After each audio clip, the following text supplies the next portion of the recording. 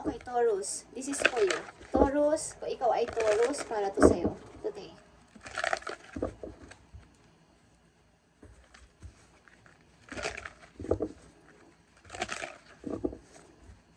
Message mo sa mga Taurus ngayon, February 6, 2025. Sa mga Taurus. I need message for Taurus. Thank you. Okay, Taurus, andito ang moon energy. Surrender to the natural ebb and flow of life if you're feeling confused. The fairy comes to calm emotion and reassure you so that your peace of mind is possible.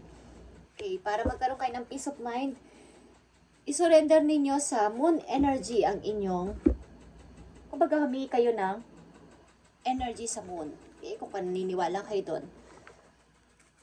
Para magkaroon kayo ng peace of mind. Feeling confused ang ilan sa inyo, Taurus, na nandito sa reading. Maaring wala kayong peace of mind sa araw-araw. Inyong pamumuhay. Paano man ang inyong sitwasyon, is mabigat ang inyong pakiramdam. Humingi kayo ng energy, guys. Na mabawasan ang gumugulo sa inyong utak at mga kumbaga, mga hindi kayo mapakali. Okay? May mga iniisip kayo na hindi nyo kayang gawin siguro. Tingnan natin ang mga nakaraan yung taon o buwan. Taurus. I need ng 4 message dito for Taurus. Sa kailang mga nakaraang buwan o taon, linggo. Ano man ang inyong sitwasyon. Okay, Taurus. Ito ang 7 of Wands.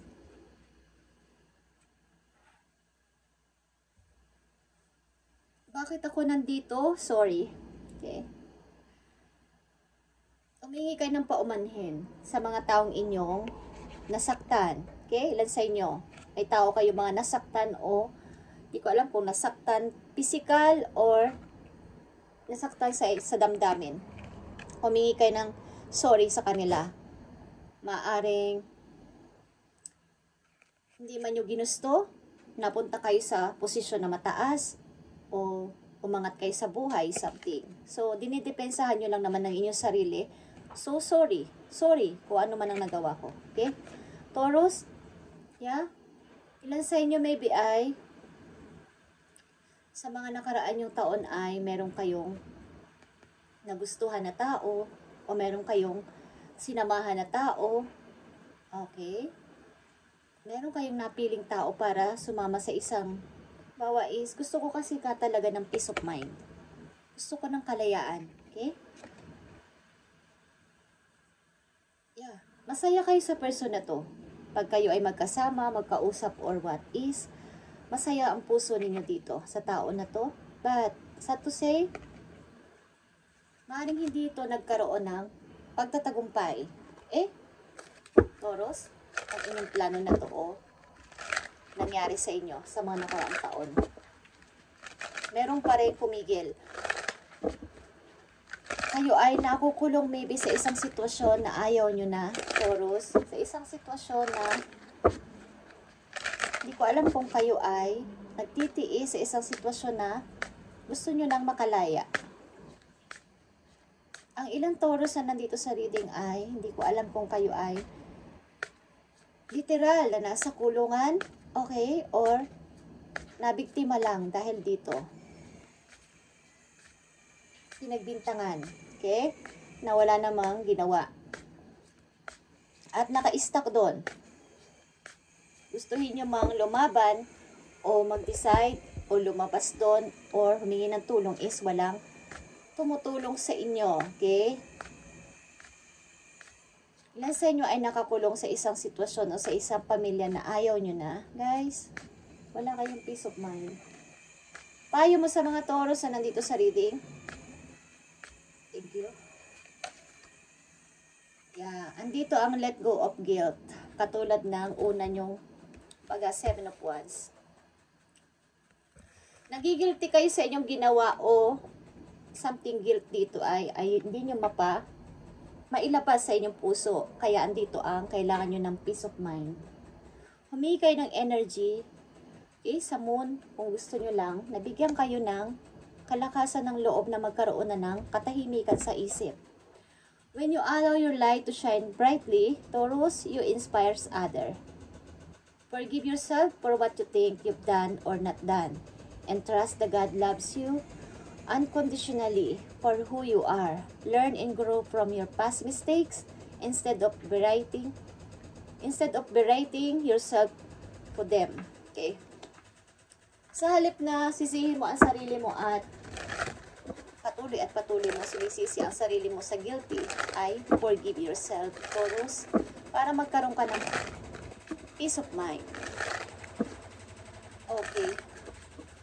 Maaring may mga nasaktan kang tao o may mga nasagasaan kang tao. Hindi ko alam, guys. Ay, kayo ay nagigilty sa inyong ginawa. At tuloy-tuloy yan sa inyong kasalukuyan. Ang kawalan ng peace of mind. Okay. Namimiss nyo ang inyong mga naiwan na mga anak or mahal nyo sa buhay. Tingnan natin ang message sa inyo sa kasalukuyan. Papunta sa future. Sa mga Taurus na nandito sa reading, ibigay mo ang tamang message sa kanila kung ano man itong kanilang sitwasyon kinakaharap at bigyan sila ng linaw at kagaanan ng loob sa kanilang nararanasan sa kasalukuyan. I need message for Taurus.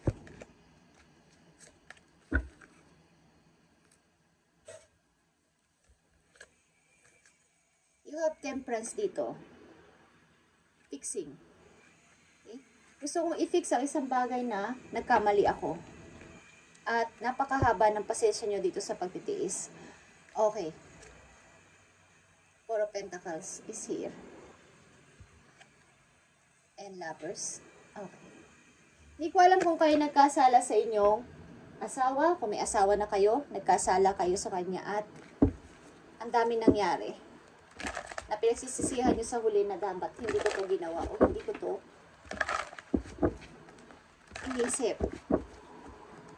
Meron kayong guilty sa inyong heart. Kaya hindi kayo manahimik.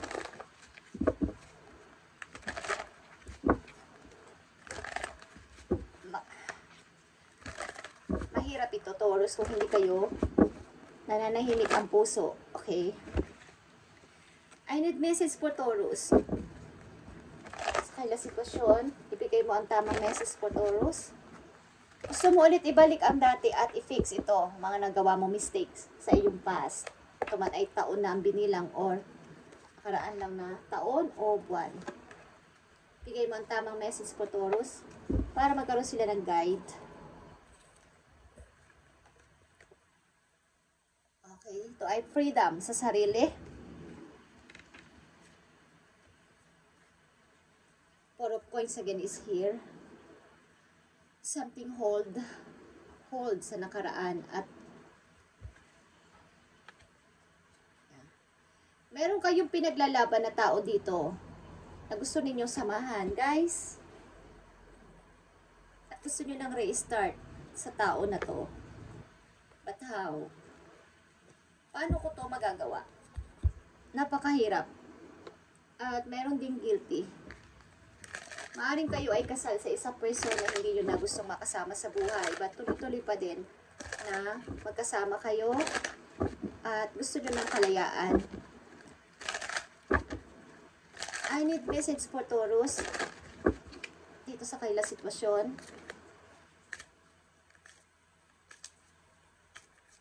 At meron din dito kung nagko-control sa iyo na person.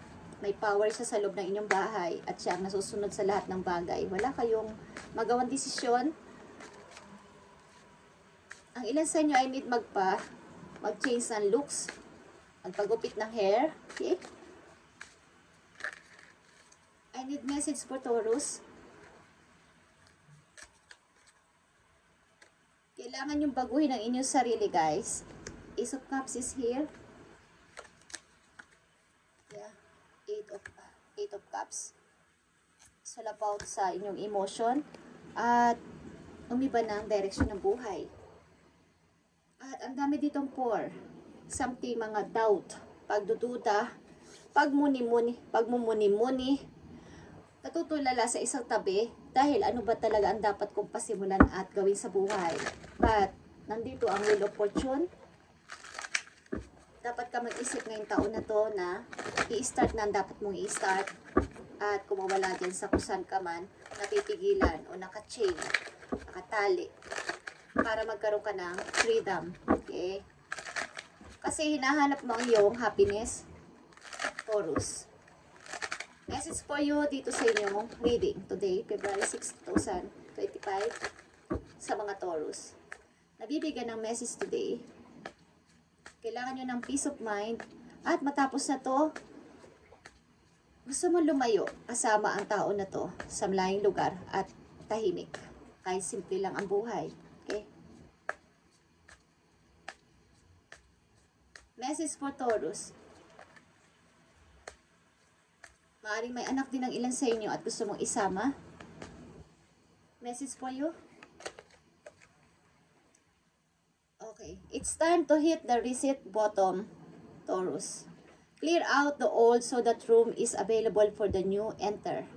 Trust that better things are coming past. Prepare to move to the next phase of your life.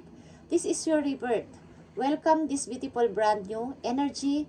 You've got this. Okay. Ang tao makikilala mo na to o sasamahan mo ay, kung ikaw man to ay, magiging brand new ang energy mo. Like the Ace of Cups. Welcome